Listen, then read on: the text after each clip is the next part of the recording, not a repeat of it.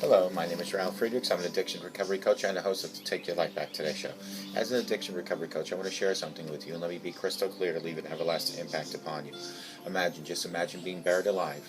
You're in a coffin, but you know you're not dead. You don't know how to get out of that coffin. You tried lifting the lid, but the enormous weight upon the lid prevents the lid from opening. You try banging on the lid to maybe unsettle the dirt so that maybe, just maybe, somebody might dig their way down to help you. Nobody's there to help you. You think, at least. You just think you're going to die. This is what it's like to find yourself at the lowest point of alcohol and drug addiction. You know you need help. You know you can't do it on your own, but you don't know where to turn. You just think you're going to die. Usually, though, people don't think about that when they're habitually abusing drugs and alcohol. In order to feed an addiction, you have to be great at repressing the fear of death. I often ask you, my audience, did it ever cross your mind while you were abusing drugs and alcohol that maybe, just maybe, you might overdose and take something away that God gave you called life? More selfishly, you'll take your life away from the people that love you most and need you most. Your mother, your father, your husband, your wife, brother, sister, children, and grandchildren. With this, let me leave one last thought. Don't be like the person I just read about on these index cards that waited and waited until it was too late. Instead, pick up the phone and call me at 844-405-HELP, and I promise you I will help you take your life back, for your life is gone. People like Larry Geis from the Geis Academy at 516-458-2741. Larry Geis and I always tell people like you, it doesn't matter where you came from, it doesn't matter where you've been. What matters is that you're here, looking for a better today and a brighter tomorrow. Larry Geis has over 30 years experience as a life coach, as an addiction recovery coach.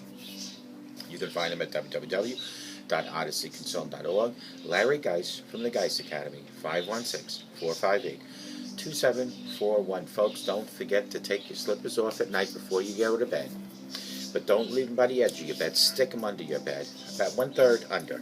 That way in the morning, when God allows you to wake up, get out of your bed, get on your knees and retrieve those slippers. And while you're on your knees, thank God for another beautiful day to enjoy that stream and the waterfall behind me. Thank God for the clothing, the house, the relationships, the family you have. Ask God for guidance and direction for today and the week to come. Ask God for forgiveness and mercy upon you. Do this each and every night. Take your slippers off, put them under your bed, and in the morning retrieve your slippers and pray to God. I call this knee nail. K-N-E-E nail. Knee nail is your direct relationship to God, your direct link each and every day. You could say it's called an instant message, because it is instant. The minute it comes out of your mouth, it goes right to God's ears. Let today be a new day for you.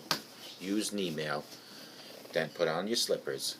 Stand straight up, roll your shoulders back, stick your chest out, and walk with God 24/7.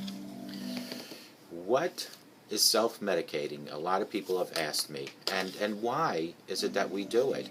Well, let's talk about that. Understanding self-medicating. Addiction can be a whirlwind of destruction, my friends, of highs, lows, emotions run riot. Why do people become addicted? That's the million-dollar question, and it's different for everyone. It can depend on genetics, environment, trauma, and even mental illness. It's not uncommon to hear that some people affected by substance use disorder have been self-medicating. What does self-medicating mean? It is something everyone does. I should say, is it something that everyone does? I believe it is a component to many people's using. We are convinced in today's world that we should not feel pain, which leads us to numb ourselves. Let's explore exactly what self-medication is and why we do it. What is self-medicating? Google defines self-medication as an act of choosing and taking medications by oneself instead of by prescription or under recommendation of a doctor or other medical professionals. Their second definition is taking addictive or habituating drugs to relieve stress or other conditions. It doesn't always have to be addictive drugs. Self-medicating can also refer to taking over-the-counter medications to treat ailments such as headaches or fevers. But in the case of substance use disorder, self-medicating is a coping mechanism and an unhealthy one at that. When we run into tough problems in our lives or we feel uncomfortable due to pain and emotions, our first instinct may be to try to run away from these feelings. What better way to do that than with drugs and alcohol? I believe many people who have an addiction are attempting to alter their reality in some way for whatever reason. You might have back pain, and to deal with it, you have maybe 3 beers every night. You may have a loved one who just passed away, and the emotional depth of your pain won't subside, so you take Percocet every single day. You might have a big exam coming up, which your job depends on, so you take Adderall to help you concentrate. You just broke up with your significant other, and that's why you went to happy hour every day this week. These are all common examples of self-medicating in our society, where alcohol is promoted on television and in newspapers and magazines and on online relentlessly. It's no wonder that martini is the first thing that we turn to when we feel pain. Self-medicating is a learned human behavior. If it's not a healthy way to cope, why is it that we do it? Why do we do it? I'll tell you why. How do we learn to self-medicate is another question. We might have seen others doing it around us. We live in a society where the pain is not an emotion and wants to be dealt with. It is an emotion and wants to be dealt with. But I do believe that we also self-medicate because it works. It works for a time until it doesn't work anymore. The thing about self-medicating is that it doesn't remove the pain from our lives. It almost never changes the situation or the emotions that we are required to deal with.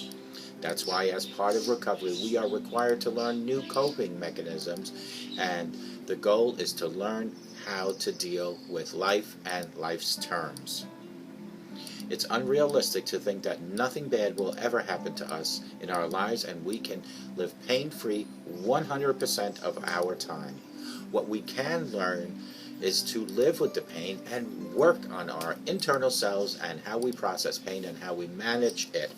If self-medication works, why should you stop, you might ask?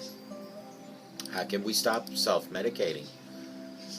The reality is self-medicating can be harmful. This type of coping mechanism can lead to addiction and can exacerbate an already troublesome issue with dangerous substances like drugs and alcohol. The dangers of self-medicating include the following. Mixed medications used in medications that may interact could cause an accidental overdose, even death. Inaccurate medical diagnosis. If you aren't a medical professional, you could be misdiagnosing yourself and mistreating yourself with certain medications. Covering symptoms. By self-medicating, you could actually be covering up symptoms that are worse than they appear. It may mask a bigger problem. Delaying real medical care. Just like with an inaccurate diagnosis, delaying real medical care can be risky. You may be missing something more severe, or you could be put off getting help until something is much worse. Of course, anytime you self-medicate with dangerous substances like alcohol and drugs, you are at a higher risk for developing an addiction.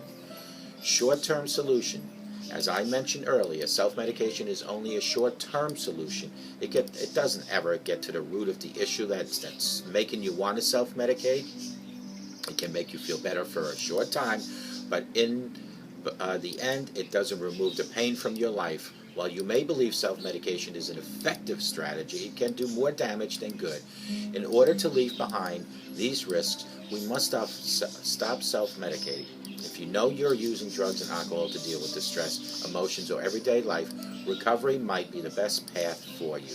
Self-medicating won't be able to last your whole life, through. Recovery, on the other hand, can. There are many options on how to start your life in recovery.